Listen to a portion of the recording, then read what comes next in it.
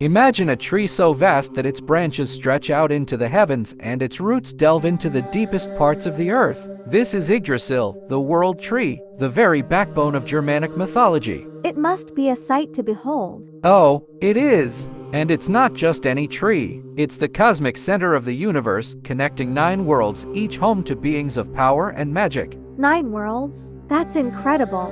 What kind of beings are we talking about? Well, there are the Aesir, the gods of Asgard, who wield power and wisdom. Then there are the Vanir, the gods of fertility and prosperity. And let's not forget about the Jotnar, the giants, often seen as the gods' adversaries. Giants? So, this is where the tales of giants come from. Exactly. And each world has its own fascinating stories. But Yggdrasil isn't just a home to gods and giants. It's also a source of life, its well-being essential to all the worlds it connects. So, the health of this tree affects everyone. Precisely, and that's why the Norns, beings of fate, tend to it. They water its roots with water from the sacred well of Erd, ensuring that Yggdrasil remains strong and healthy. The Norns? They sound important. They are. They weave the destinies of all beings, and even the gods are subject to their decrees. That's quite a responsibility. Indeed, it is. Now, let's delve deeper into one of these worlds. Shall we begin with Asgard, the realm of the gods? Lead the way. As we ascend from the roots of Yggdrasil, we reach Asgard, a place of majesty and power, where the Aesir gods reside. The Aesir gods, like Thor and Odin. Exactly. Odin, the Allfather, rules here with wisdom and might. He sacrificed his eye for knowledge and is accompanied by his 2 ravens, Hugin and Munin, who bring him news from across the worlds. A god who values knowledge so much he'd give an eye for it. That's dedication. And then there's Thor, the thunder god, protector of mankind, wielding his mighty hammer, Mjolnir. Legends say it's so heavy that only Thor can lift it. I wouldn't want to be on the receiving end of that hammer. Nor would the Jotnar, but Asgard isn't just about might. It's also a place of great beauty. The Bifrost, the Rainbow Bridge, connects it to Midgard, the world of humans. A rainbow bridge? That must be a sight to see. It's said to shimmer with all colors, a path guarded by Heimdall, the watchman of the gods. His senses are so sharp that he can hear the grass growing and see for hundreds of miles. That's some serious surveillance system they've got there. Indeed, but Asgard's beauty is matched by its fortitude. The gods are ever vigilant, preparing for Ragnarok, the end of days. Ragnarok. I've heard that term before. It's like an apocalypse, right? Yes, a series of events including a great battle, foretold to ultimately result in the death of many major figures, including the gods themselves. It's fascinating how these myths speak of the end times. It's like they understood the concept of cycles, of endings and beginnings. That's the beauty of mythology. It mirrors the cycles of nature and life itself. Now, shall we explore the world of Midgard and the humans who inhabit it? Absolutely. Let's continue our journey.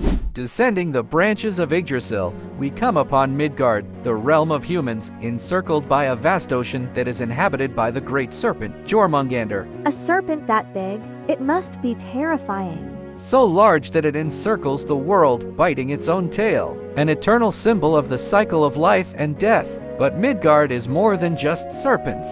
It's where human courage and spirit shine brightest. That's us, right? Brave and resilient. Exactly. It's in Midgard where heroes are born, where tales of valor and struggle echo through the halls of history. Any heroes I might know? You might have heard of Beowulf, the mighty warrior who fought the monster Grendel with his bare hands. Now that's a feat.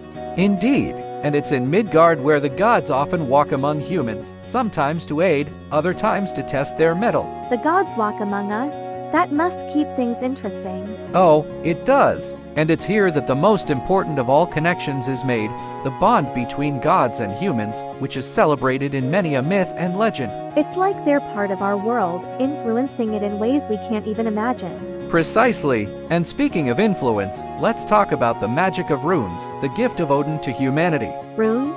Like magical symbols?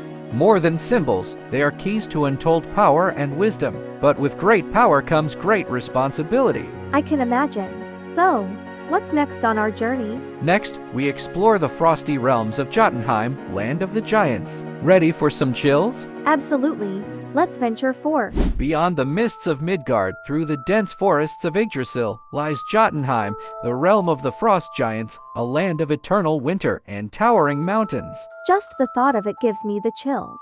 It's a harsh land, but it breeds strength. The giants of Jotunheim are formidable beings, often at odds with the gods of Asgard. Are they evil? Not necessarily. They are chaotic, yes, but they also embody the raw forces of nature, both the destructive and the creative. So, they're like the wild side of the world. Exactly. And among them is Loki, a figure known for his cunning and trickery, who straddles the line between god and giant. Loki, the trickster god, he's part giant. He is, and his antics have caused as much trouble as they have helped. His children are just as remarkable: Fenrir the wolf, Jormungandr the serpent, and Hel, ruler of the underworld. That's quite a family. Indeed, but Jotunheim's tales aren't all about conflict. There's also the story of Skadi, a giantess who married a god in search of revenge but found her place among the Aesir. It sounds like these myths are full of unexpected turns. They are, and they teach us that even in the coldest of places, warmth can be found, and alliances can be forged. I like that.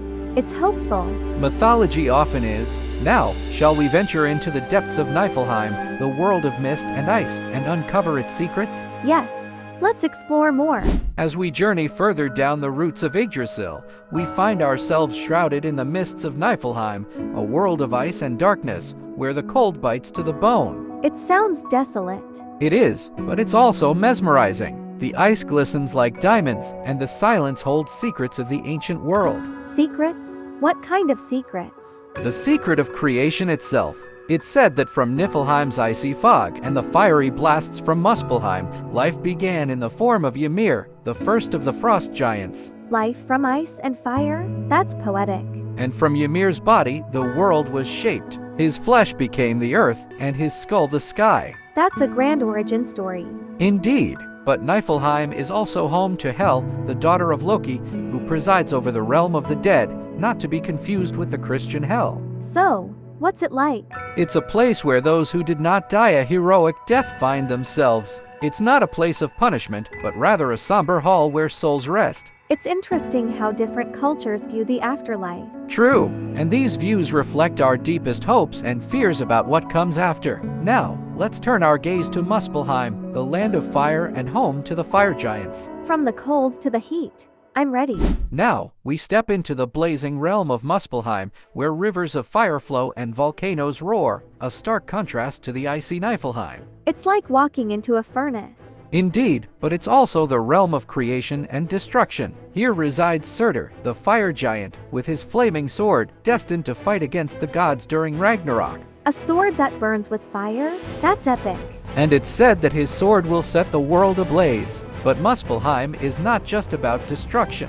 It's also where life's spark began, the first embers of existence. So, in a way, it's where everything started. Precisely. From Muspelheim's heat came the first life, and it's here that the cycle will begin anew after Ragnarok. What happens after Ragnarok? After the old world is consumed by fire, a new world will rise from the ashes, fresh and reborn. A new beginning.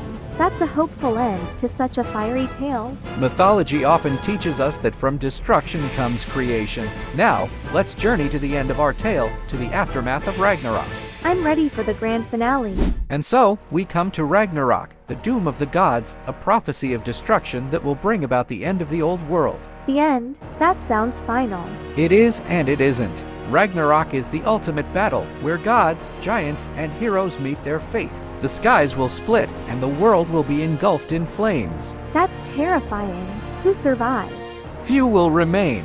Odin will fall to the jaws of Fenrir, and Thor will succumb to the venom of Jormungandr. But from this chaos, a new order will emerge. A new order? Yes, a few gods will survive, and 2 humans will find shelter in the World Tree. They will repopulate the earth, and the cycle will begin again. So, it's not really the end, just a transformation. Exactly. The old world must pass away for the new to be born. It's a tale of renewal, of hope amidst despair. It's a powerful message that even in our darkest times, there's the promise of a new dawn. And that's the essence of mythology. It's a reflection of our deepest fears and greatest hopes, a mirror to our own world. Thank you, Noah, for this incredible journey through Germanic mythology. It's been enlightening. The pleasure was all mine. And remember, these stories are a testament to the enduring spirit of humanity,